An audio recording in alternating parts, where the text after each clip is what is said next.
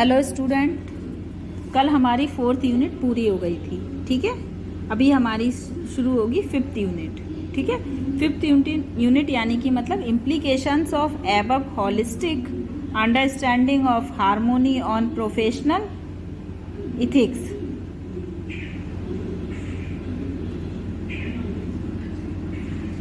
ठीक है, तो अभी हम समझेंगे the term value normally means morality and virtue.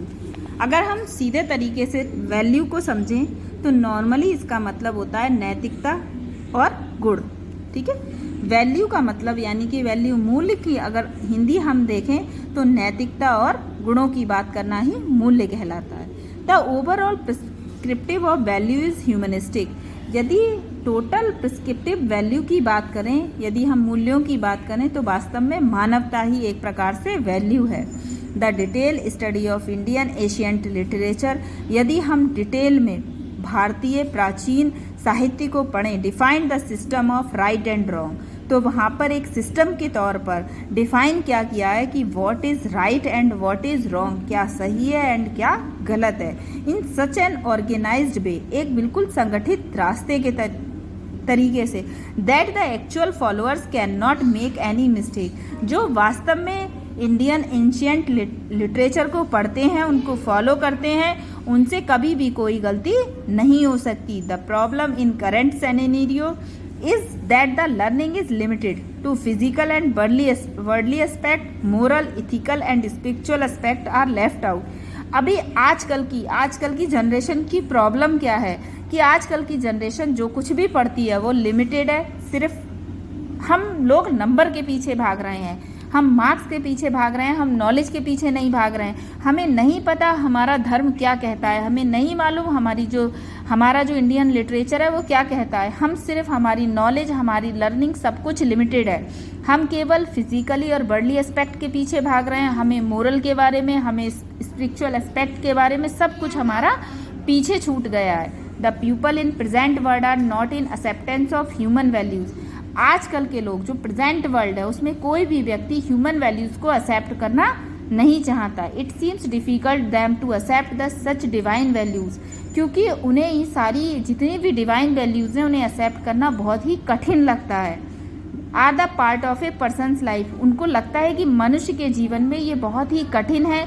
मतलब सच बोलना, गलत काम ना करना, झूठ मत बोलो, ठीक है, सदैव बड़ों का आदर करो, ये सब कुछ उन्हें बहुत कठिन लगता है।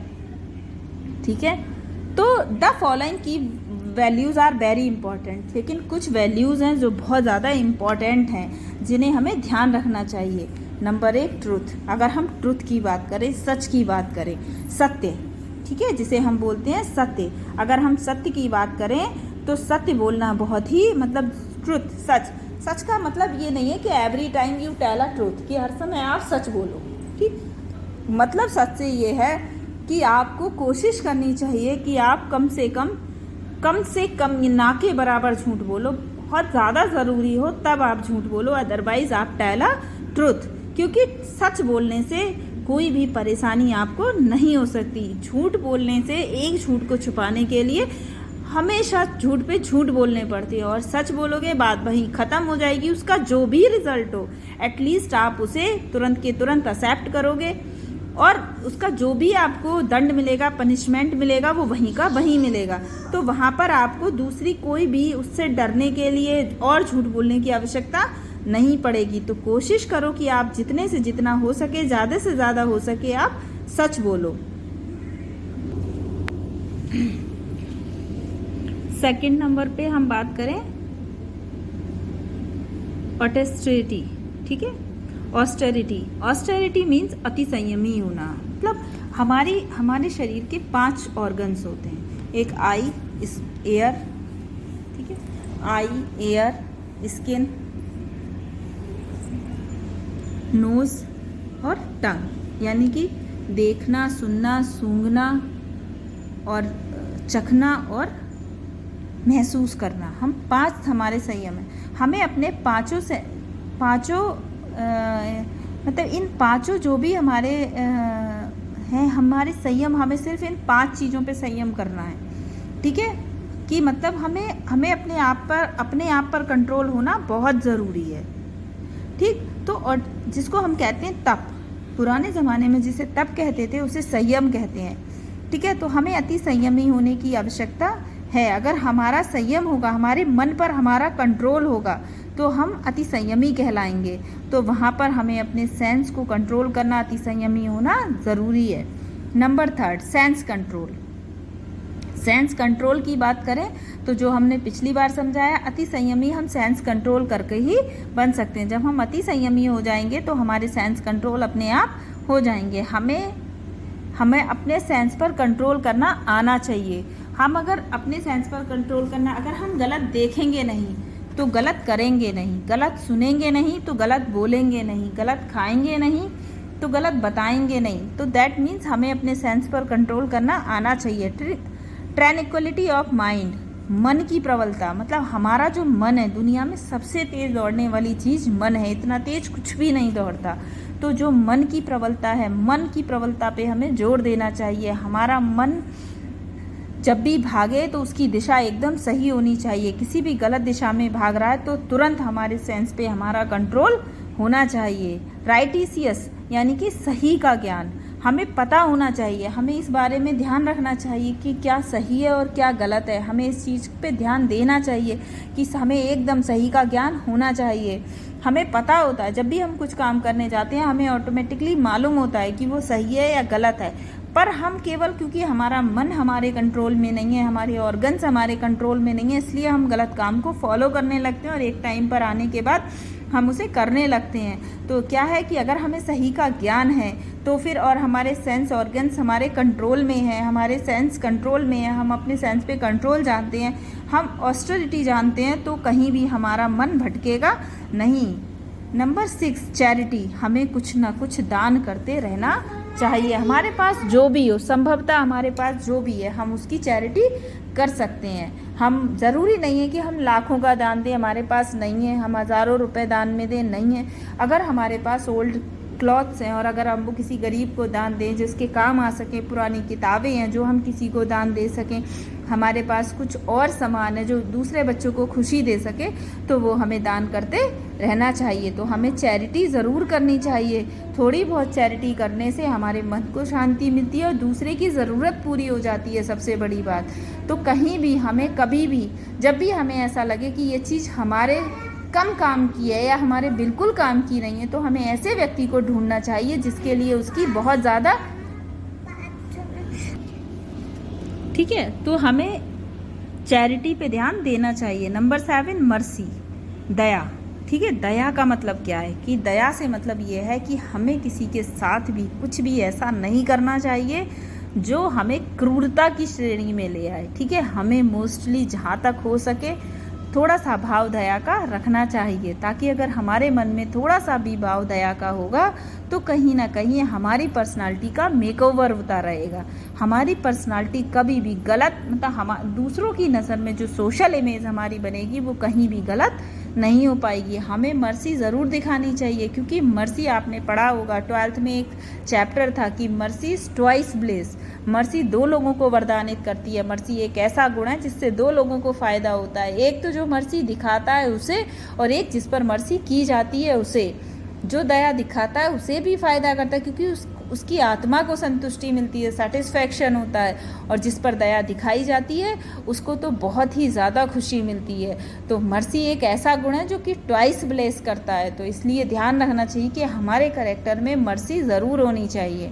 नंबर 8, रिनाउंशिएशन। अगर हम बात करें रिनाउंशिएशन, पुनर्जागरण की, तो पुनर्जागरण से मतलब ये है कि हम अपने आप को बार बार एक्टिवेट करते रहें कि हमें क्या करना है और क्या नहीं करना है, ठीक है। हमें ध्यान देते रहें कि हमें ये, अगर हमने कुछ गलत हो भी गया है तो हम अपने आप को बदलते रहें, क्योंकि हो सकता है जो हमने कल किया था वो सही हो, आज गलत हो, या जो आज हम कर रहे हैं वो कल सही हो, परसों गलत हो। तो इसलिए हमें अपने आप को रिनाउंशिएशन करते रहना चाहिए। ये तो बात हो गई हमारी एंशिएंट टाइम की। अब हम आज के टाइम में देखो क्या कौन कौन वैल्यूज आर नॉट नोटेड, जिनके बारे में, for a professional in modern days working, मतलब आधुनिक दिन में काम के दौरान या प्रोफेशनल रूप में the following values are also noted, जिनका हमें ध्यान रखना चाहिए। ह्यूमिलिटी, ठीक है। ह्यूमिलिटी यानी कि मानवीय, मानवता। एब्सेंस ऑफ प्राइड, हमें किसी भी प्रकार का गर्व या घमंड नहीं करना चाहिए। हमेशा हमें नॉन वायोलेंस रहना चाहिए, वायोलेंस की हरकतें हमें नहीं करनी चाहिए, ठीक है। हमें नॉन वायोलेंस रहना चाहिए, कभी भी हम हिंसा की बात ना करें, हम हमेशा अहिंसा की बात करें। टॉलरेंस, थोड़ा बहुत बर्दाश्त करना भी सीखना चाहिए, क्योंकि जिस मॉडर्न एज में हम हैं, जहाँ पर हम टोटल पॉजिटिव अपने आप को जब ही कुछ गेन कर पाएंगे जब हम पॉजिटिव रहेंगे, और जब हम पॉजिटिव नहीं रहेंगे तो हम कुछ भी गेन नहीं कर पाएंगे। तो इस तरीके से हमें क्या है कि टॉलरेंस, थोड़ा बहुत बर्दाश्त करना भी आना चाहिए। नंबर 5 जो सबसे बेटर गुण है, सिंप्लिसिटी। हमारी पर्सनालिटी में सिंप्लिसिटी का गुण होना बहुत ज़रूरी है, क्योंकि simple living is high thinking, कि हमारे जीवन के तरीके कैसे होने चाहिए कि हम सिंपल रहें और ऊंचा सोचें।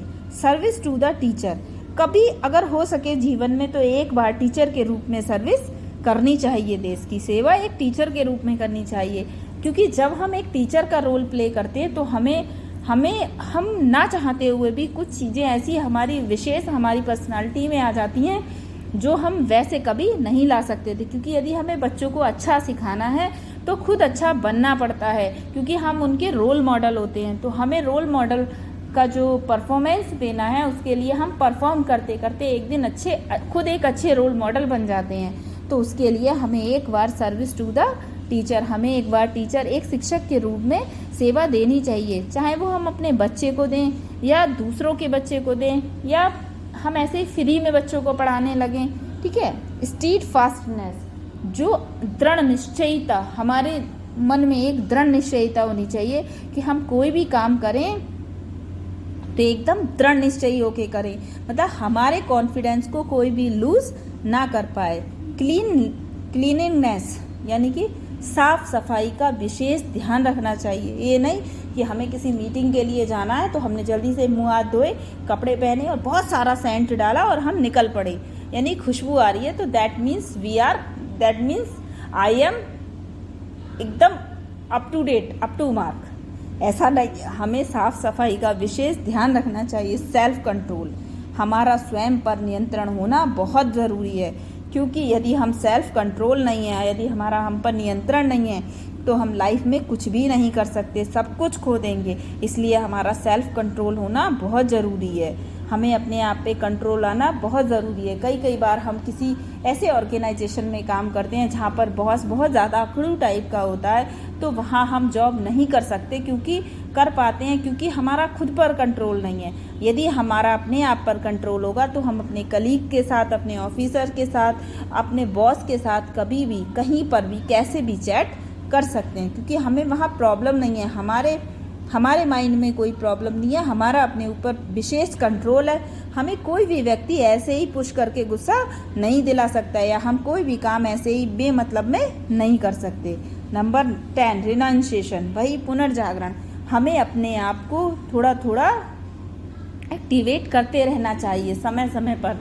लगे कि सुधारात्मक प्रक्रिया हर समय चलती रहनी चाहिए, कि अगर पिछली बार हमसे ये गलती हुई थी तो अगली बार नहीं होनी चाहिए, अगर उसमें भी थोड़ी मिस्टेक रह गई तो इससे अगली बार जब हम अपने आप को प्रस्तुत करेंगे तो बिल्कुल ठीक होगी। तो जो पूरी लाइफ में हमारी रिनाउंसिएशन की जो प्रक्रिया है वो चलती रहनी चाहिए। एब्सेंस ऑफ ईगो, आज के मॉडर्न एज में सबसे ज़्यादा जो मिलेगी वो ईगो मिलेगी, जबकि सबसे ज़्यादा ईगो की कमी होनी चाहिए। यदि हमारे अंदर ईगो है तो ना रिश्ते, ना नाते, ना कोई वर्क हमारा सक्सेसफुल नहीं हो सकता, क्योंकि हर चीज़ के आगे सबसे पहले हमारी ईगो आ जाएगी। तो अगर हमें अपने अहम को बरकरार रखना है तो सब रिश्तों को, नातों को खोना पड़ेगा। तो हम अपनी ईगो को एक साइड रखकर यदि काम करते हैं तो हम लाइफ में कहीं और बहुत दूर तक पहुंच सकते हैं। तो इसलिए हमें हमारे अंदर किस चीज़ की एब्सेंस होनी चाहिए? ईगो की एब्सेंस होनी चाहिए। Reflection of the suffering of life death, reflection, हमें हमेशा इस दुख से, जीवन और मृत्यु के रिफ्लेक्शन के दुख से हमेशा दूर रहना चाहिए। ये सच है, लाइफ दुनिया के जीवन के सबसे बड़े दो सच हैं, एक जन्म और एक मृत्यु। तो इससे कभी भी नहीं डरना चाहिए। नॉन अटैचमेंट, बिना मतलब के अटैचमेंट नहीं होने चाहिए, जिनकी वजह से हम अपने आप को मार दें या स्वयं को ख़त्म करें या अपने आप को ख़त्म करें या अपनी बॉडी को ख़त्म करें। ऐसा कोई भी अटैचमेंट हमारा नहीं होना चाहिए। डी अटैचमेंट फ्रॉम रिलेशन, और जो आज के टाइम की सबसे बड़ी विशेषता है कि लोगों का रिलेशन के साथ डी अटैचमेंट हो गया है, जुड़ाव ही नहीं है बिल्कुल, लोग अपने रिलेशन से दूर भाग रहे हैं। तो ऐसा नहीं होना चाहिए, क्योंकि कहीं कहीं हमारा रिलेशन के साथ जुड़े रहना ही हमारी मानवीयता को प्रस्तुत करता है, हमारे ह्यूमनिज्म को बताता है कि हम ह्यूमन हैं, हमें रिलेशन के साथ अपने अटैचमेंट को बनाए रखना है। इन क्वांटिमिटी इक्वेनिमिटी, बराबरी का जो बात है, हमें बराबरी की बात जो हम करते रहते हैं वो हमें नहीं करनी चाहिए।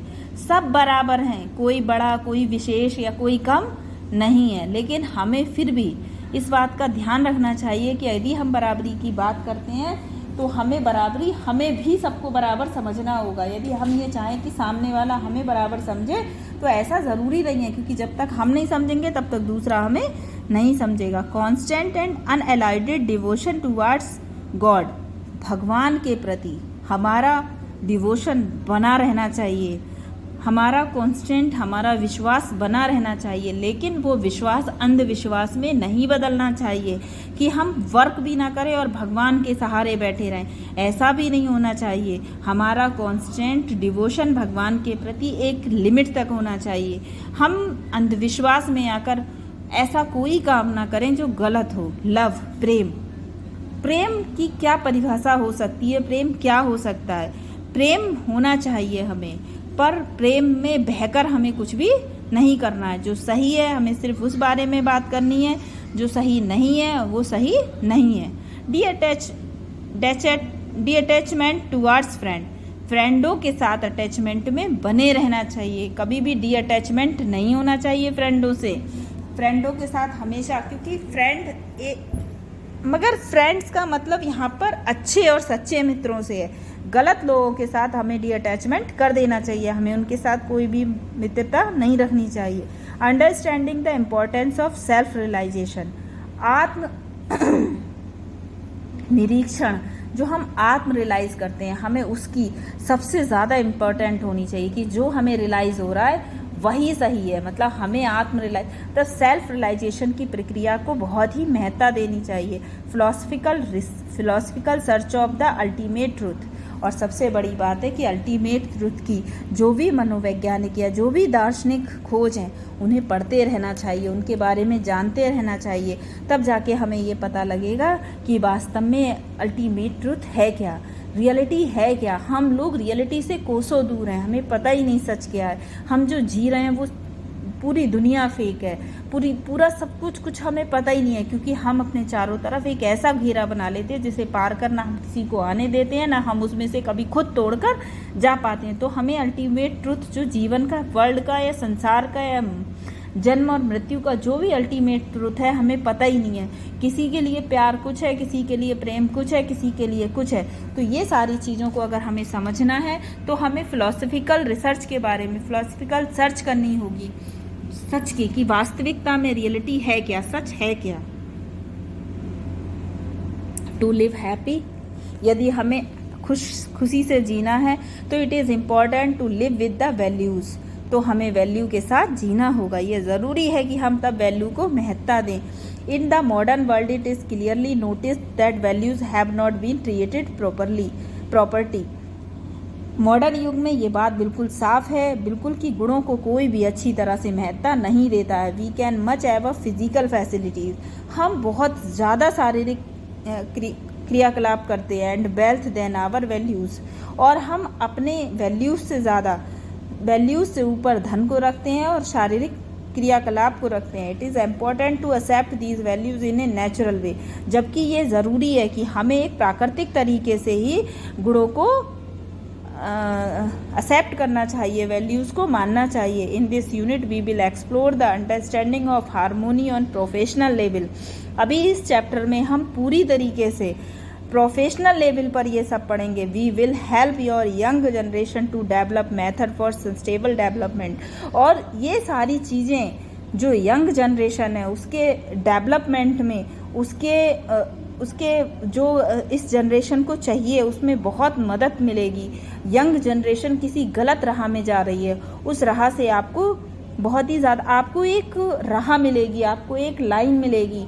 तो आपको इस चीज़ को समझने के लिए हर क्लास टाइम पे लेनी ज़रूरी है। तो अभी आप ध्यान से सुनिए, ये ध्यान से समझ में आ गया। आप कम से कम आज के टाइम में ये जो भी ये टॉपिक पढ़ाए गए हैं, humility, absence of pride, non violence, tolerance, simplicity, service to the teacher, cleanliness, steadfastness, self control, renunciation, absence of ego, reflection of the suffering of life death, non-attachment, detachment from relation, equanimity, constant and allowed devotion towards God, love, detachment towards friend, understanding the importance of self-realization, philosophical search of the ultimate truth। ये जो भी point आपको बताए गए हैं ये modern age के point हैं और आप इन्हें फॉलो करोगे तो लाइफ में बहुत आगे तक जाओगे। तो इसलिए आपको ध्यान देने की ज़रूरत है। आपको पता होना चाहिए, बार बार कहा जा रहा है the detail study of Indian ancient literature defined the system of right and wrong, क्योंकि हमारा पुराना प्राचीन भारतीय इतिहास साहित्य हमें बताता है कि वास्तविकता में what is right and what is wrong. तो ये फिलहाल के लिए ये टॉपिक यहीं पर कंप्लीट होता है। अभी नेक्स्ट टॉपिक अगली क्लास में पढ़ाएंगे, तब तक के लिए धन्यवाद।